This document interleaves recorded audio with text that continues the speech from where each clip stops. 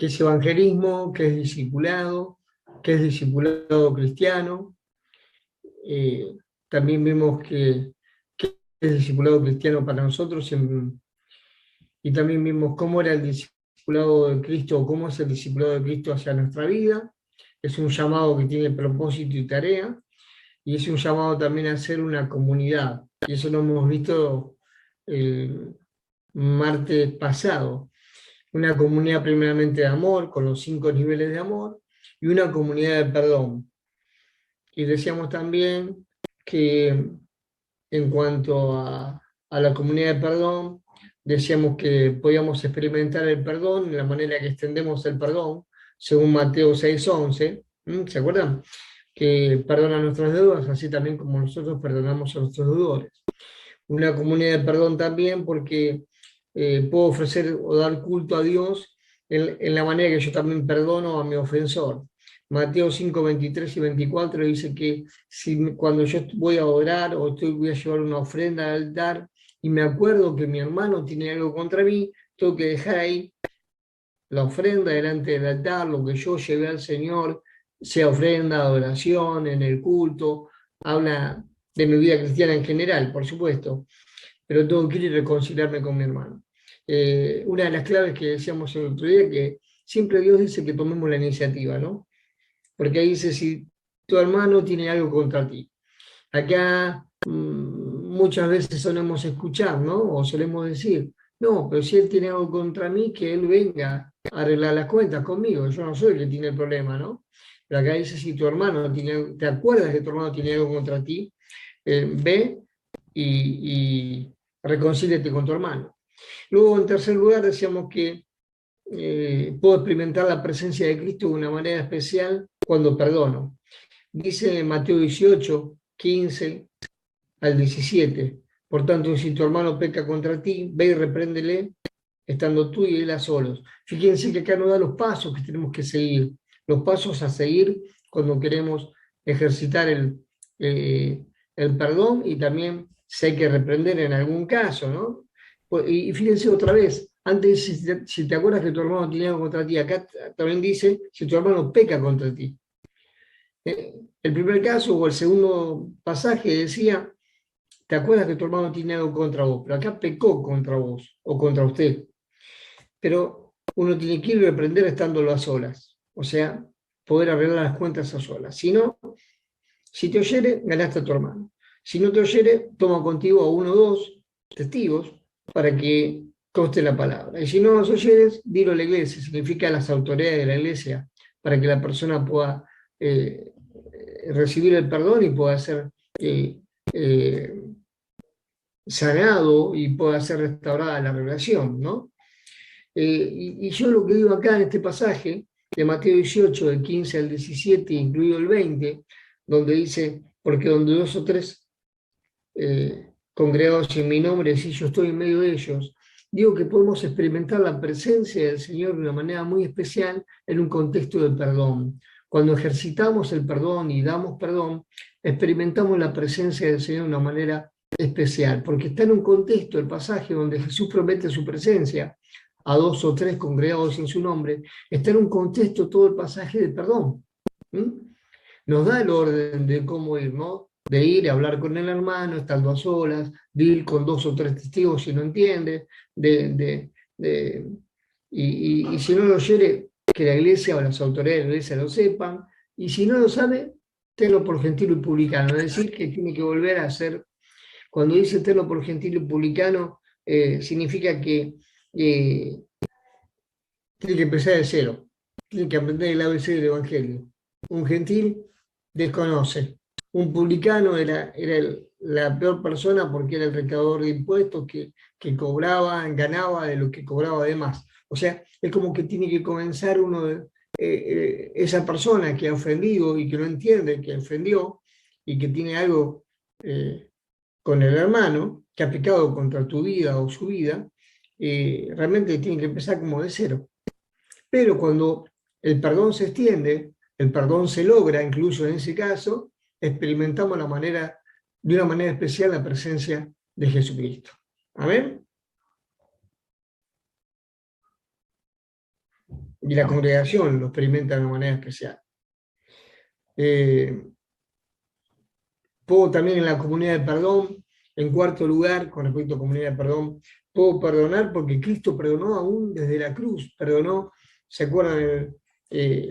Cuando con él repartían los vestidos, en Lucas 23:34, dice, Padre, perdónalos porque no saben lo que hacen. Y repartieron entre sí sus vestidos, echando suertes. Jesús, estando en la misma cruz, nos enseñó que podemos perdonar, porque Él perdonó a los que le ofendieron y aún a los que le despojaron lo más preciado, que eran sus vestidos, lo más costoso, hasta su propia vida, y podemos dar perdón, ejercer perdón, porque Cristo lo hizo en la cruz. Y damos gloria a Dios por eso, porque Cristo lo hizo de la cruz. Me hace acordar también, o nos recuerda también al pasaje de Esteban. ¿Se acuerdan de Esteban predicando en Hechos 6 y 7, esa gran predicación que él tuvo? Y finalmente lo apedrean, y él muere siendo el primer mártir, muere apedreado, y cuando él está allí, en Hechos capítulo 7, 60, él dice, muy parecido a lo que dice Jesús. Dice que Esteban dijo, no les tomes en cuenta, Señor, no les tomes en cuenta este pecado. Cayó de rodillas y gritó, Señor, no les tomes en cuenta este pecado, Esteban. Y luego de eso, habiendo dicho esto, murió. Hace recordar el mismo Señor, ¿no? Que dijo, Padre, perdónalos porque no saben lo que hacen. Y también cuando Jesucristo dijo, consumado es, y expiró, entregó su espíritu. Qué similitud la de Esteban, ¿no? Que nos enseña también que él perdona, aún en estado también a punto de morir, de pasar algo muy tremendo, siendo el primer mártir de la iglesia por causa de su prédica. Podemos perdonar no solamente porque Cristo perdonó de la cruz, sino también porque Dios nos perdona de una manera sublime, grande, tremenda. Y dice la palabra en Hebreos 10:17, nunca más me acordaré de sus pecados y sus transgresiones. Nunca más me acordaré. Isaías 43:25 dice, yo soy el que borro tus rebeliones por amor de mí mismo, y no me acordaré de tus pecados. Fíjense qué detalle. Yo soy el que borro tus rebeliones. ¿Por amor a tu vida? ¿Por amor a mi vida? No, dice por amor a mí mismo. Tremendo que Dios diga que lo hace por amor a Él, a su propio carácter, que es un carácter de amor. Él perdona como en referencia a su propio carácter, por amor a sí mismo. Y no me acordaré más de tus pecados. Y en el pasaje anterior también de Hebreos 10 también dice, no me acordaré más de tus pecados y transgresiones. Pero, ¿Dios acaso tiene amnesia? ¿Perdió la memoria? ¿Dios tiene amnesia? ¿Dios tiene mal de Alzheimer? ¿Tiene algún tipo de enfermedad Dios? Por supuesto que no. Dios no pierde la memoria. Dios no es amnésico. Dios no tiene ningún tipo de enfermedad. Lo que ocurre es que Él ya no nos juzga por el pecado que nos ha perdonado. Es no traer más a cuenta. No traer más a cuenta el pecado al cual hemos confesado y que hemos ofendido a Dios. Y nosotros más de una vez traemos a cuenta el pecado por el cual hemos sido ofendidos y no perdonamos de la manera que Jesús extendió el perdón desde la cruz, la manera que Dios nos extiende el perdón y nunca más me acordaré. Y generalmente se suele decir, ¿te acordás cuando algún hermano dijo eso? Escuché alguna vez a un hermano decir eso, y ¿te acordás cuando pasó eso? Pero ya pasó, ¿te acordás? Es que nosotros a veces lo traemos a cuenta. Evidentemente uno no pierde la memoria. El tema está en no traerlo a la mesa, no traerlo a juicio. Y eso es lo difícil, no traerlo a juicio lo que nos han hecho o lo que nos han ofendido, ni que lo traigan hacia mí, ni yo tampoco traerlo.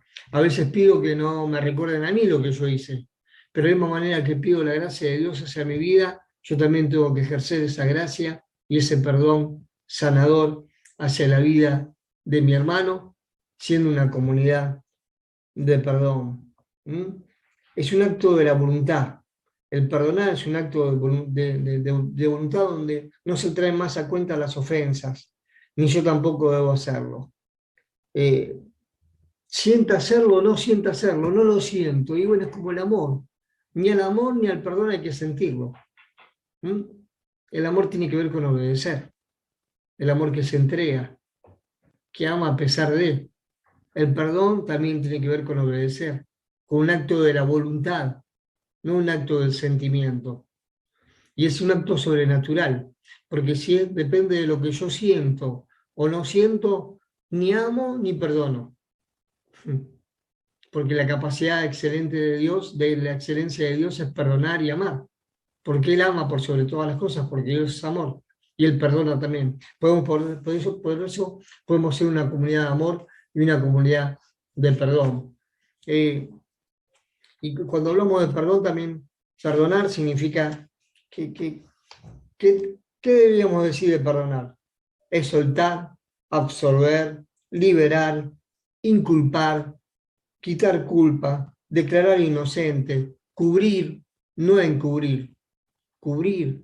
Dice que el salmista dice que él había sido cubierto su pecado en Dios, cubierto, no encubierto, porque como somos cubiertos en Cristo, y Dios nos ve a través de Cristo, y nos cubre a través de la sangre de Cristo.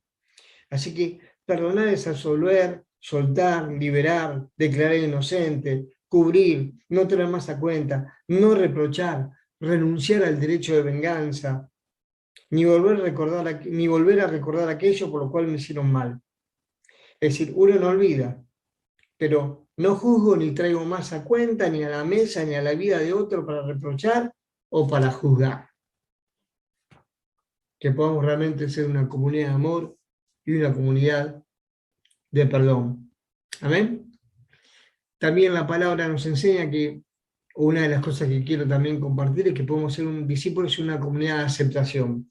Para eso vamos a leer en Romanos 14 y Romanos 15. Romanos 14, 1 y Romanos 15, 7. Si alguno quiere leer, por favor, puede buscarlo y compartimos la lectura. En Romanos 14, 1 y Romanos 15, 7.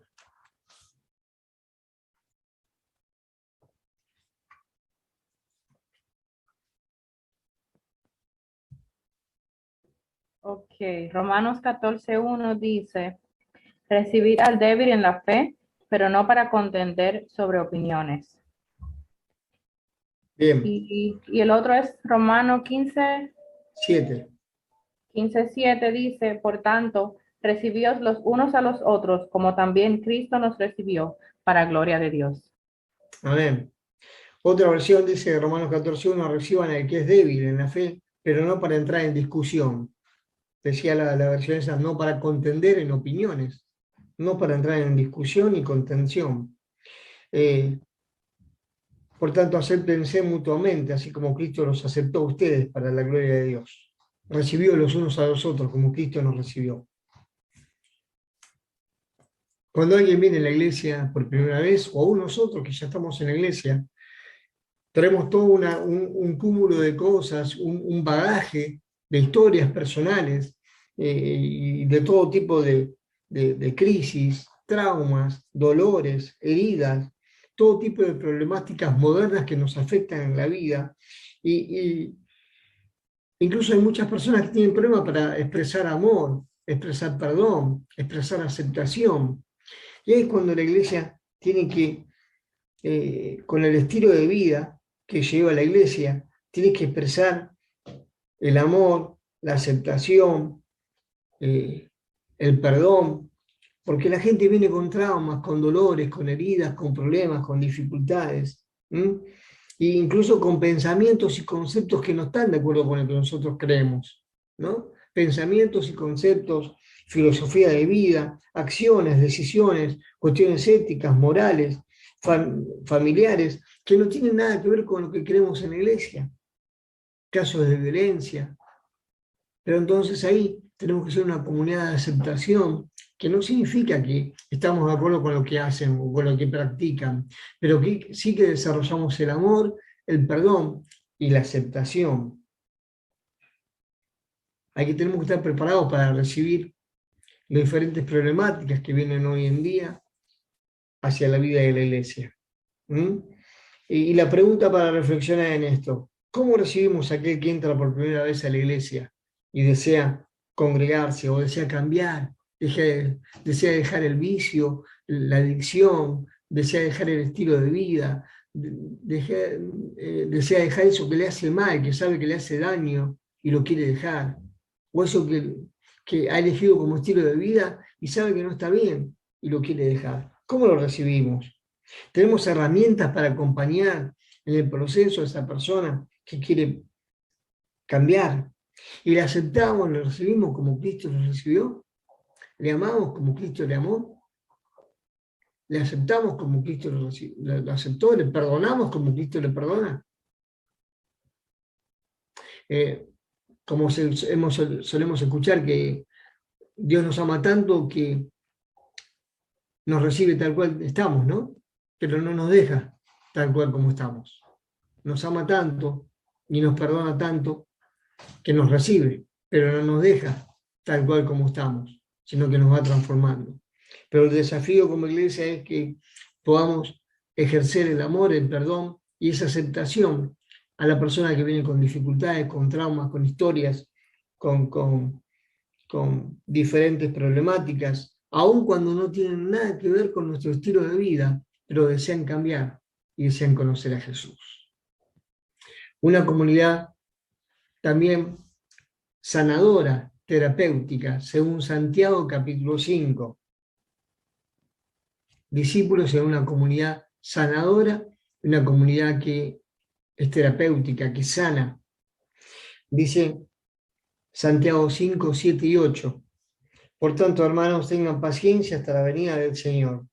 Miren cómo espera el agricultor a la tierra de su precioso fruto, a que la tierra dé su precioso fruto, y con qué paciencia aguarda las temporadas de lluvia. Así también ustedes manténganse firmes y aguarden con paciencia la venida del Señor que ya se acerca. Santiago 5, 7 al 8. Y viene hablando de los primeros 6 versículos de algo muy importante. Ahora, ¿qué tiene que ver la paciencia dentro de este contexto de comunidad terapéutica sanadora, donde nos habla de la oración, de la confesión unos con otros, nos habla de la alabanza, nos habla de la oración por sanidad de los enfermos, nos habla de ir a buscar al que está perdido, si está triste que hagamos oración, el que está alegre que cante alabanzas, confesar las ofensas unos con otros. ¿Qué tiene que ver esto acá la paciencia? Creo que tiene que ver porque la paciencia es salud. La paciencia también está en un contexto de salud. Ser pacientes nos trae algo, nos trae salud a nuestra vida, porque tener paciencia trae a nuestra vida algo saludable, esperanza y tranquilidad. Acá el contexto es un contexto, los primeros 6 versículos, donde es importante leer los 6 primeros versículos, después yo lo dejo para que ustedes lo lean en su casa, de Santiago 5, del 1 al 6.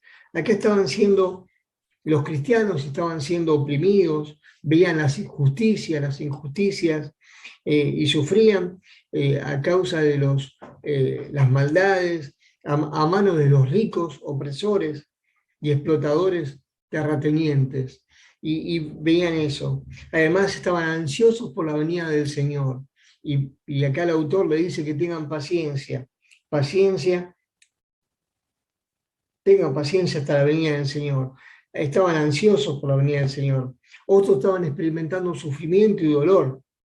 Y se da el ejemplo de la paciencia y la aflicción de Job y de Elías como ejemplo para nuestra vida, de que fueron personas con paciencia y con aflicción, y se da el ejemplo de ellos.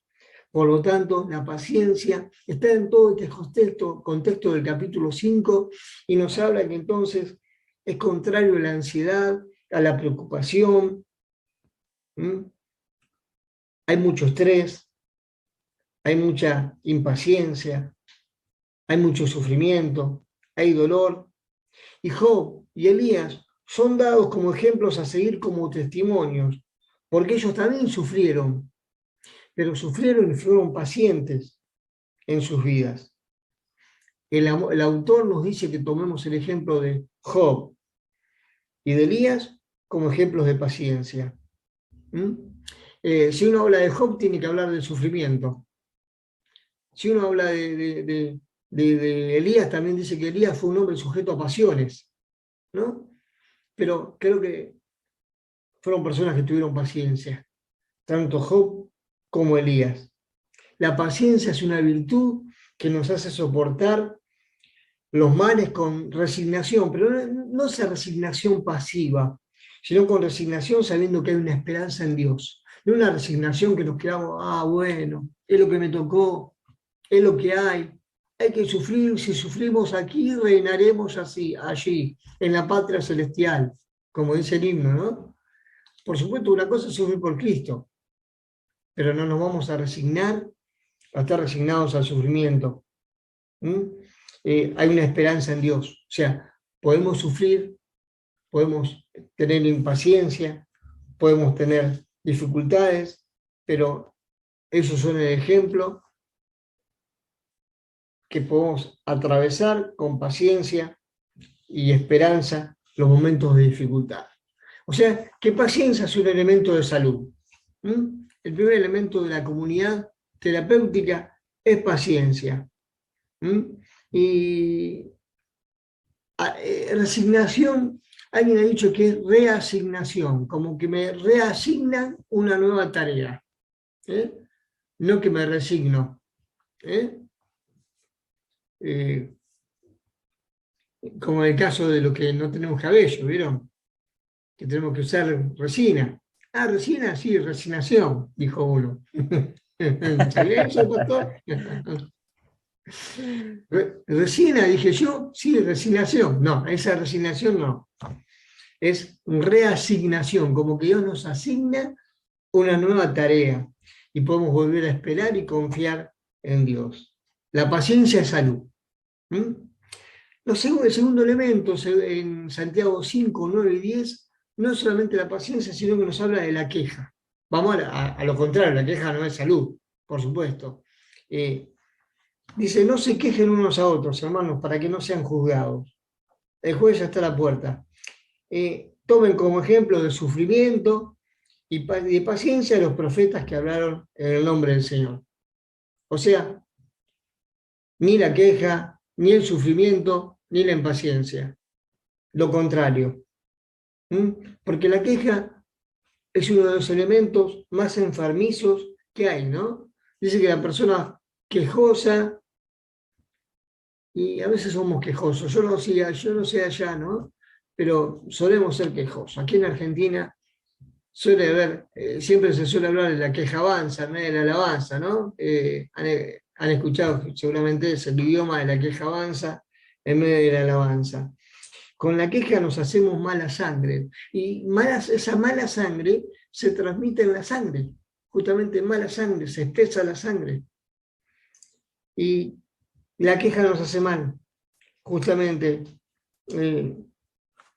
Muchas veces escuchamos que las quejas en la iglesia, y las quejas, escuchamos que se queja un hermano de otra una cosa, nos quejamos por el tiempo, que porque hace calor, que porque hace frío, que porque de un hermano o de... No, y tenemos que desterrar la queja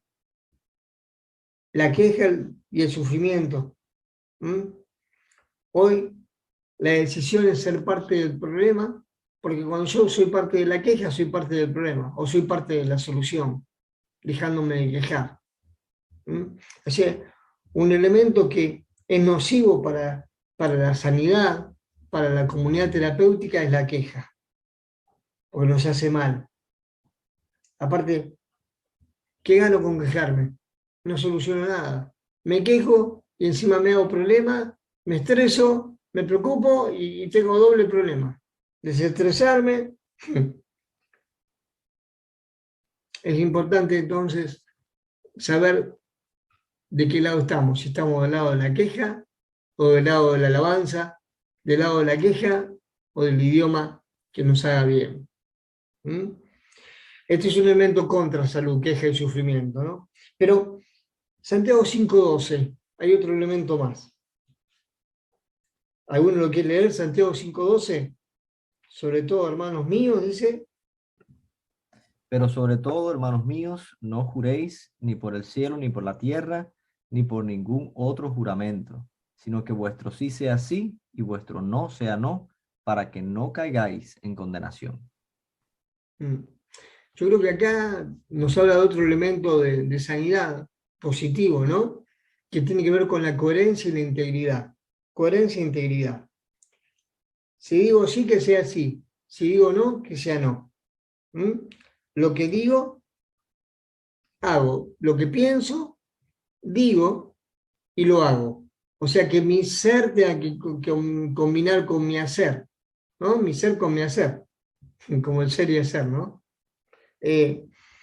Ser coherente y consecuente en lo que pienso, lo que digo y lo que hago. Entre lo que pienso, hablo y practico. Vuestro sí sea sí y el no sea no. ¿Mm? O sea que la coherencia y la integridad van de la mano. ¿Mm? Job es nombrado como una persona justa y recta. Que no era persona justa y recta, íntegro de tal manera, sin tacha de tal manera, en la tierra que como Job. ¿Mm? Pero lo importante es que seamos coherentes con nuestras prácticas entre lo que decimos y hacemos. Ser coherentes. Y Dios es coherente con su carácter. Porque Él dice, por amor a mí mismo los perdono. Y es coherente consigo mismo. Y cuando Dios promete, no es hijo de hombre para que mienta, no es hombre para que mienta, ni hijo de hombre para que se arrepienta. ¿No? Ni miente ni se arrepiente. Y nosotros decimos, sí, no, puede ser, quizá. Por eso también la coherencia y la integridad tienen que ver con factores de salud. Versículo 13, muy conocido. Dice, el que está afligido, si hay alguno afligido entre ustedes, que ore. Si hay alguno de ánimo, que cante alabanzas. O sea, si está triste, ore. Si está de buen ánimo, está contento, cante alabanzas. ¿Mm? La palabra dice que aflicción es pena, dolor de corazón, un sentimiento profundo por algo que me está causando, algo que me está pasando. ¿Mm? Muchos años cantábamos una canción que dice, o por lo menos yo la cantaba, ¿no? Y la conozco. No puedo estar triste el corazón que alaba a Cristo. Y no creo que sea tan así. Porque aún podemos estar tristes y podemos cantar. ¿Sí? Acá dice que el que está triste, haga oración. Pero más de una vez estoy triste y comienzo a alabar al Señor. Por eso esa canción que cantábamos, no puede estar triste el corazón que alaba a Cristo. No, a veces con tristeza voy al Señor y canto, ¿no? Lo que no Por puede ser experiencia propia.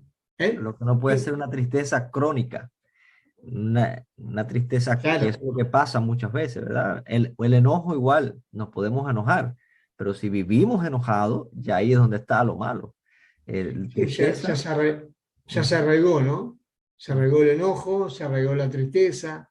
Ahí ya hay que ir más profundo, ¿no? ujú. Porque hace una raíz de amargura, el enojo puede ser una raíz de amargura y la tristeza puede ser una raíz de otras enfermedades, ¿no?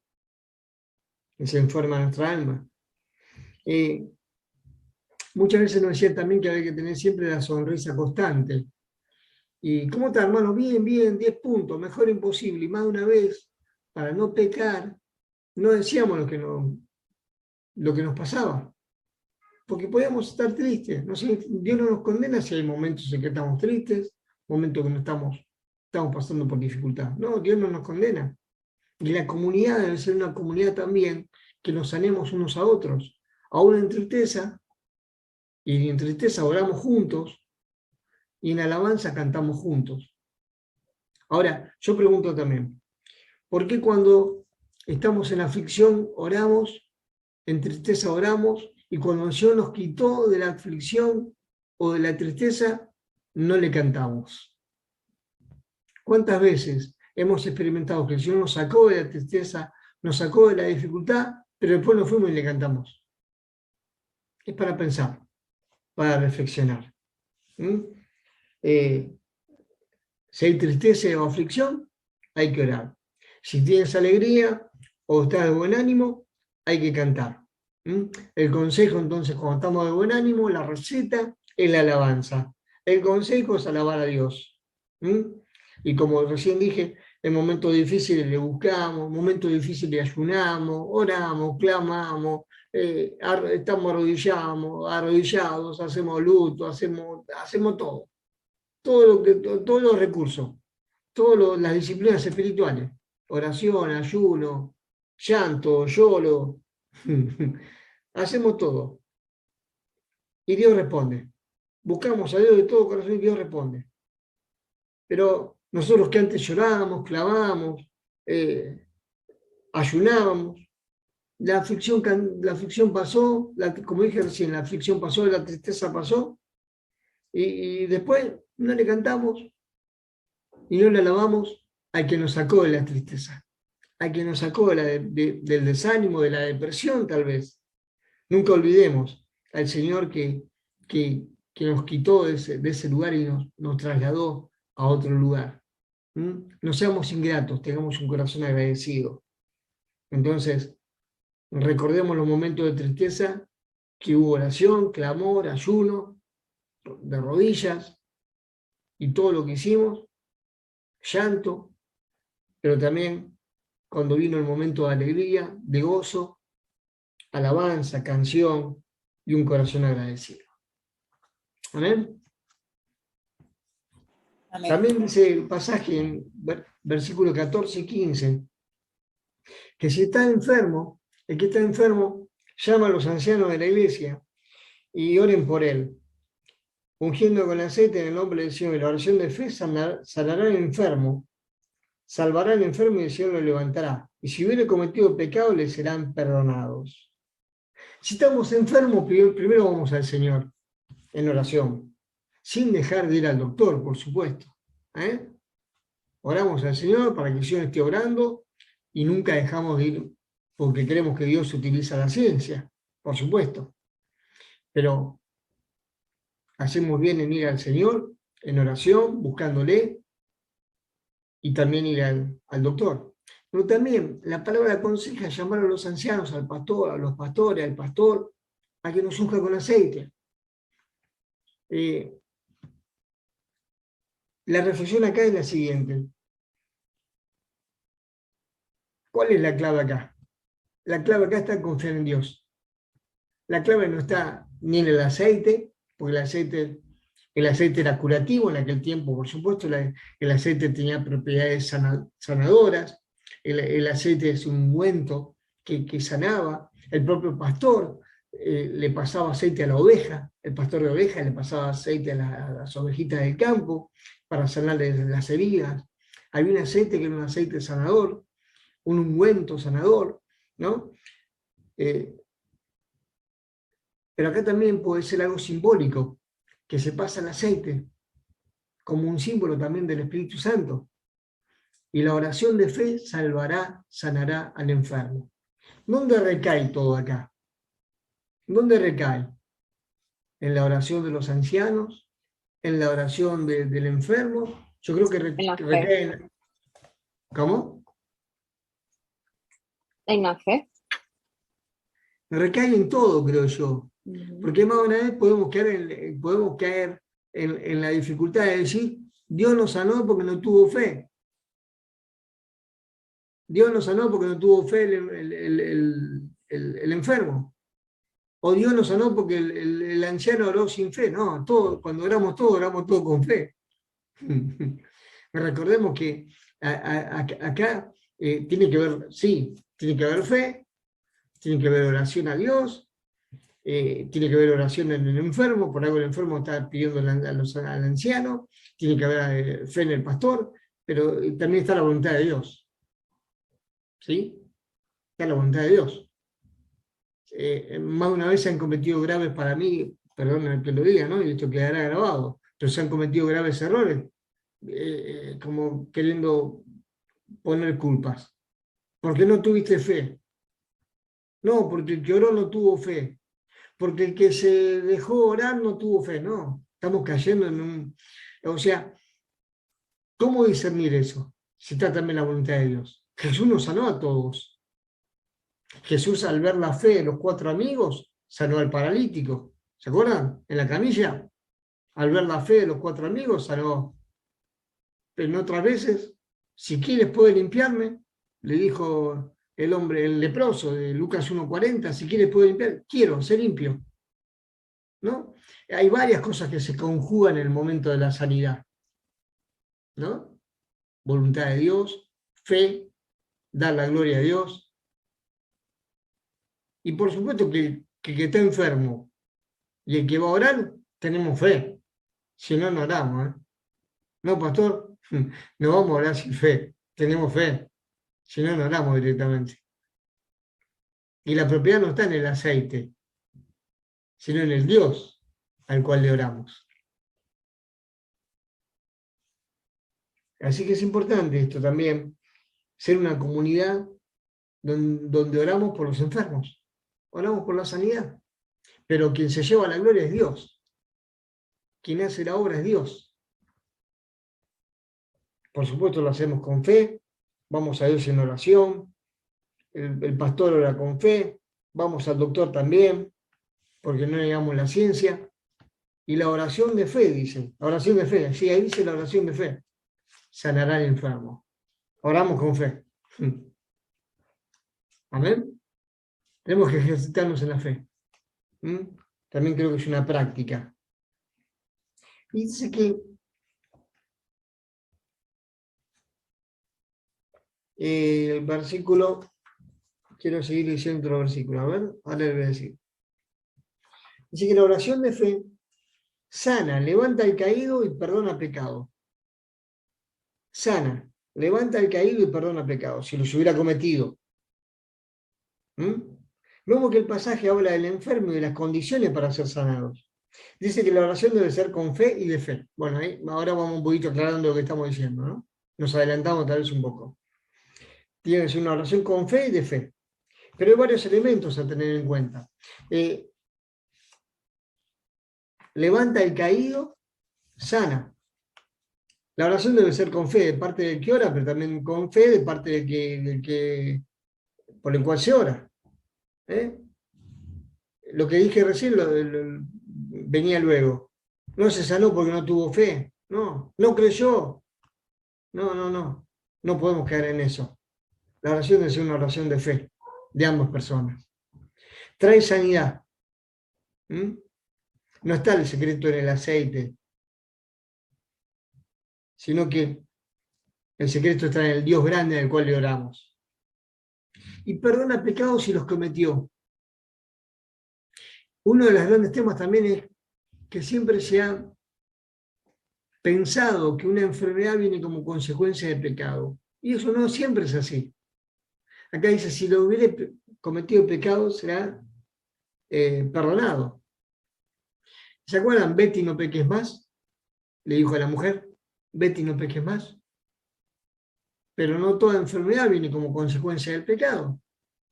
Para nada. Hay enfermedades que sí pueden ser consecuencia de un pecado, pero no toda enfermedad es consecuencia del pecado.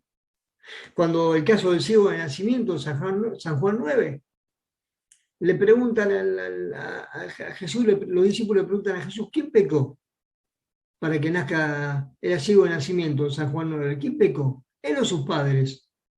No. ¿Y Jesús qué dice? Ninguno, sino para que la gloria de Dios se manifieste. El gran pensamiento, incluso filosófico griego de aquel tiempo, era que la enfermedad venía como consecuencia del pecado. Y eso se arraigó también en la iglesia. Algo habrá hecho. Vaya a saber lo que hizo el hermanito. Por algo estará así. Por algo no tendrá trabajo. No. ¿Estamos de acuerdo? No. Sí, hay una cosa, es el pecado original que trajo todos los males, incluyendo Claro. la enfermedad, y está el pecado, que los pecados que cometemos nosotros cada día. Y lo digo porque una vez a mí me Claro. malinterpretaron, porque yo ¿Ah? mencioné, a mí una vez me malinterpretaron porque una vez yo dije que el pecado original produjo y trajo como consecuencia todos los males, incluyendo las enfermedades. Pero Sí. lo que usted dice es cierto. No siempre que una persona le pasa algo malo o tiene alguna Claro, enfermedad es porque ha pecado. De hecho, muchas veces Dios ha demostrado que ha usado enfermedades para glorificar su nombre, como fue el amén. caso por ejemplo, de Lázaro cuando murió. Sí, El Señor dijo, esa enfermedad no es sino para glorificar, para sí, glorificar mi nombre. Sí, amén. Y lo mismo fue para el ciego de nacimiento. exacto. ¿Quién pecó? Esto es su padre. Ujú, Además, si nació ciego, yo me pregunto también eso. Claro, ¿cuándo tuvo oportunidad de pecar el ciego, pobrecito? Si nació ciego. ujú, Por eso le pregunta a los discípulos, ¿quién pecó? ¿Él o los padres? No, él no tuvo oportunidad de pecar ujú. para nacer ciego. Claro, claro. En todo caso, por supuesto, venimos fallados, venimos rotos, venimos Ujú, enfermos por causa del pecado, por supuesto que sí. Pero no toda enfermedad viene, por supuesto que, como decía usted, pastor, muy bien, exacto lo que usted dice. Venimos con el pecado original, pero Dios vino a traer salud amén. y a restaurarnos en la salud. El tema está en la práctica del pecado, Ujú, que enferma. Pero por supuesto, seríamos seres eternos, ¿no? Hoy en día seremos seres que no moriríamos y por causa del pecado viviríamos como Matusalén. Uno de los personajes del nuevo libro para el año próximo, para enero o febrero lo voy a sacar, es Matusalén. 969 años. Viviríamos con Matusalén. ujú, ujú. Pero es verdad lo que usted dice. El pecado original trajo consecuencias en todo ámbito. El tema está en la práctica del pecado, que se cree que no tiene trabajo, le va mal porque pecó, o porque Ujú, practicó el pecado, o está enfermo porque pecó. No, justamente en el caso del ciego de nacimiento, para que la obra de Dios se manifieste en él. Y para el caso de Lázaro, que muere a causa, no sabemos, ahora no recuerdo cómo fue lo de Lázaro, 4 días muerto, para que la gloria de Dios se manifieste. Dios también quiere manifestar su gloria y su obra. Amén. amén. Y si hubiera pecado, lo levantará al caído. Pero, trae sanidad, levanta al caído y perdona pecados si los cometió. La oración de fe. Oremos con fe. Amén. Otro ejercicio muy interesante está en Santiago 5:16, que no es muy práctico, no lo practicamos mucho en la iglesia, debido a que la iglesia tradicional lo ha malinterpretado o lo ha mal realizado. Es el tema de la confesión. Dice, confesado las ofensas unos a otros y orar unos por otros.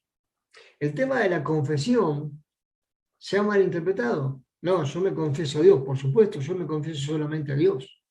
Sí, solamente me confieso a Dios. Pero ¿cuántas veces necesito confesar algo que ha pasado en mi vida y debo buscar a un pastor o a un hermano que esté, usted que es líder o que es discípulo, al pastor o a algún líder, para confesar eso que le ha dañado en su vida? Y las ofensas, acá habla de ofensas, confesar las ofensas unos a otros, porque sanan. Confesar las ofensas, sanan. Y orar unos por otros, sana. Es sanador. Y la confesión se ha mal utilizado, así como la unción. ¿Mm? El acto de la unción por el enfermo, ungir con aceite, la iglesia tradicional hace la extrema unción. No ora por el enfermo, le da la extrema unción cuando ya se va. Y el tema de la confesión, nosotros no solemos decir algo, tal vez a un hermano, mira hermano, en esto estoy fallando. Hermano, en esto es difícil este área para mí. Pastor, este área en economía me es difícil. Hubiera un anciano de la iglesia, hubiera una hermana líder y decirle esto, porque no estamos acostumbrados a la confesión de lo que me está pasando para buscar ayuda. Y también la confesión en la iglesia católica es solamente al sacerdote, ¿no? Y la unción, en vez de hacer unción por enfermo, hacen extrema unción por el que se va a morir. O sea, ha sido mal usado Y estos son actos de sanidad y de liberación en una comunidad que sana, libera y es terapéutica.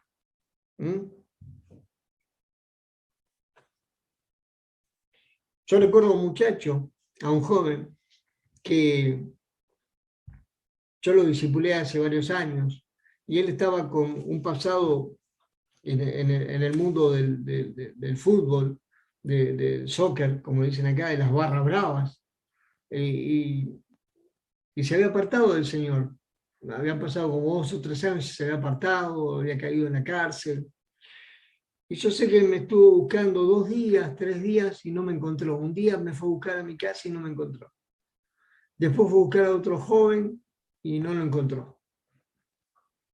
Y estaba buscando, yo sé que él estaba buscando a Dios en cierta manera. Porque yo le quiero decir a usted que le van a ir a buscar, a usted le van a ir a buscar como si usted fuera Dios para ellos. Porque la persona necesita ver una mano extendida, una mano que le abrace, una mano que le extienda el perdón. ¿Saben? Y este muchacho finalmente me fue a buscar a mí, no me encontró, fue a buscar al otro joven, no me encontró. Estábamos en una actividad de la iglesia y él partió. A los 2 días falleció. Y yo hablando con quien lo había ido a visitar a la cárcel, yo no pude entrar en la cárcel cuando lo fui a ver, antes, ¿no? Por supuesto. Yo sé que él me estaba buscando para lograr, como para alcanzar el perdón divino, porque él necesitaba sentirse perdonado. Y más de una persona va a venir a Jesucristo y va a ir a usted a buscarle y va a confesar las ofensas que ha cometido, no a usted, sino a otra persona, otras cosas que ha hecho, y le va a buscar a usted como aquel que ve a Jesucristo. Le va a buscar a usted como alguien que representa a Dios y que representa a Jesús. ¿Lo cree? Porque somos los hijos de Dios. Amén. Y tenemos que estar preparados para eso. No, es que tenemos que imitar a nuestro Señor y Salvador Jesucristo. Estamos llamados a ser discípulos y imitarlo a Él para reflejar al mundo la luz y la liberación que vino a traer a los caídos. Amén. A todos.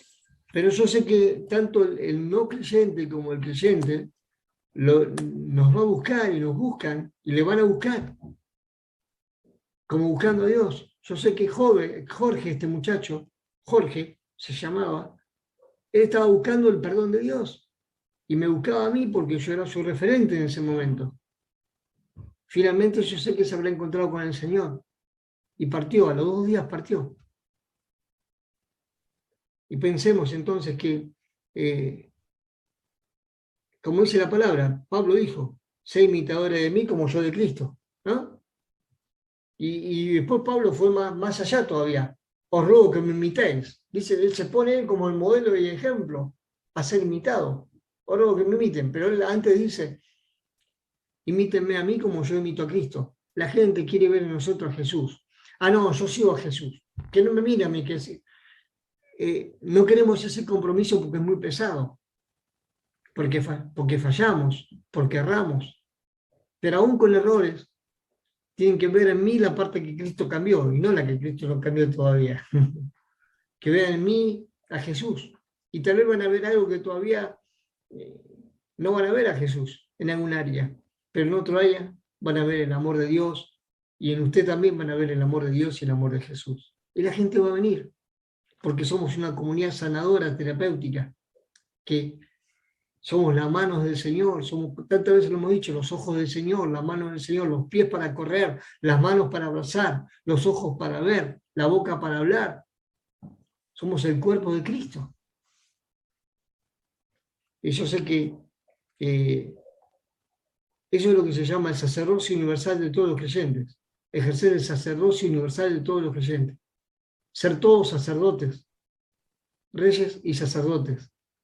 ¿Qué hacía el sacerdote? Acercaba a las personas a Dios. Nuestra tarea sacerdotal. Jesús es el sumo sacerdote, amén. Jesús es el sumo sacerdote que se ofreció una vez y para siempre. Sacrificio una vez y para siempre. Murió una sola vez y para siempre. Sacrificio y sacerdote a la vez. Sacerdote y sacrificio. ambas cosas. El sacerdote tiene que ofrecer un sacrificio. En cambio, Jesús es sacerdote y sacrificio a la misma vez. Pero ¿no? También está el ejercicio de nosotros como sacerdotes de Jesucristo, llevando al pueblo a Dios, la gente a Dios. Ese es el oficio sacerdotal. Jesús tuvo un triple oficio: profeta, sacerdote y rey. El profeta lleva una palabra. Ya no hablo como profeta, sino como predicador, digo, ¿eh? Para que no se malentienda, como predicador. Predicamos, soltamos una palabra. Sacerdote, acercamos el pueblo al Señor. ¿Y el rey qué hace? Conquista. El triple ministerio de Jesús como profeta, sacerdote y rey, tenemos que ejercerlo. Como reyes y sacerdotes, como reyes tomamos autoridad.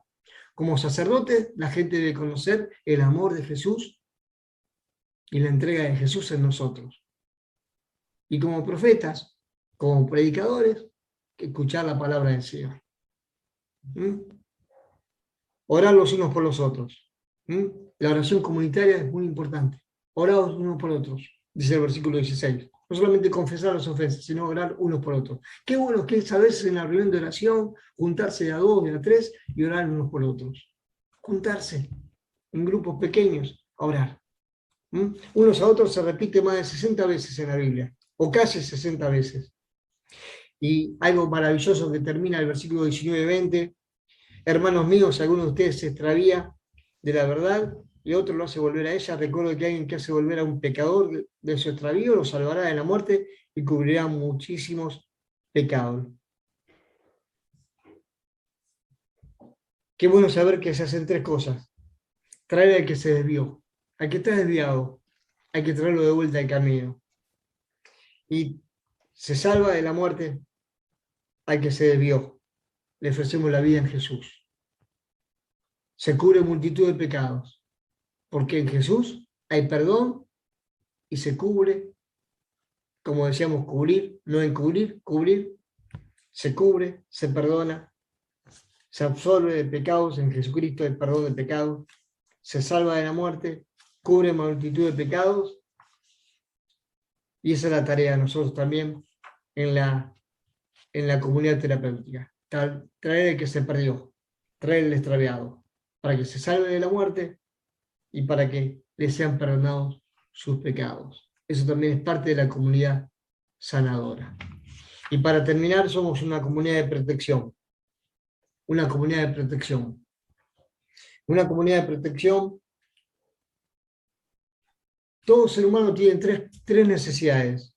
La necesidad de pertenecer, la de valor personal y la de ser competente. La de pertenecer es el sentido de aceptación, o la necesidad de ser aceptado y pertenecer a un grupo, estar contenido, ser amado. ¿Puedo ser aceptado? ¿Puedo ser contenido? ¿Puedo ser aceptado aquí? Y en la iglesia tiene que pasar eso, una comunidad de protección, con sentido de pertenencia. La iglesia es Sarón, con sentido de pertenencia, con la necesidad de pertenecer en la comunidad de protección, con la necesidad de valor personal. El valor personal habla de dignidad y de honra, que tengo dignidad, me siento con significado, que soy digno, soy respetado, tengo honra, dignidad, tengo valor. Y a veces nos preguntamos, ¿valgo? ¿Tengo valor? Cristo me da valor, porque pagó un alto precio. Pero también la comunidad me debe dar un sentido de valor y de valorización. Y de ser competente, que no es igual a ser competitivo, para terminar. Sentido de idoneidad y de utilidad. Ser competente, que soy idóneo, soy útil. La pregunta es, ¿soy capaz? ¿Soy útil? ¿Tengo algo para dar? ¿Tengo algo para servir? ¿Puedo servir? En la comunidad cristiana, estas necesidades las necesitamos todos. Necesidad de pertenecer, de valor personal, sentir que valgo, que tengo significado, y también que soy competente, que soy idóneo, que soy útil, que sirvo. Una comunidad de protección. llamados a ser discípulos en una comunidad de amor, de perdón, de aceptación, una comunidad que sana, una comunidad que protege. Amén. Y también una comunidad de fe. Pero eso es para otra ocasión, no es para ahora.